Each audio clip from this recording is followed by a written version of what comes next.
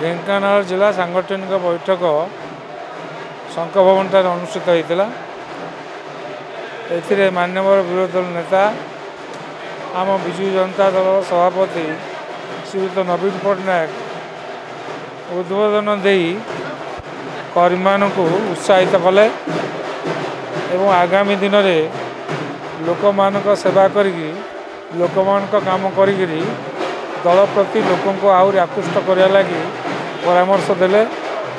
एवं आगामी दिन जो विभिन्न कार्यक्रम दलीय कार्यक्रम से सक्रिय भाव अंशग्रहण करने लगी उपदेश देले। कौन भाई हारिले से संक्रांत किसी पोस्टमार्टम डिस्कशन है कि नहीं से बाबद विशेष किसी ना हार बाबद सेमती किसी आलोचना है से तो कहते कमिटी गठन कर तार बाहर करेंगे तथ्य कौन हारे बोली से कमिटी कराई दल को संगठित करने लगी दल को आगे नवा लगी मजबूत करने लगी कराई विभिन्न कमिटी कमिटी काम कले दल आगे बढ़ो। हाँ समस्त को तो नहीं हेनी कमिटी किसी लोक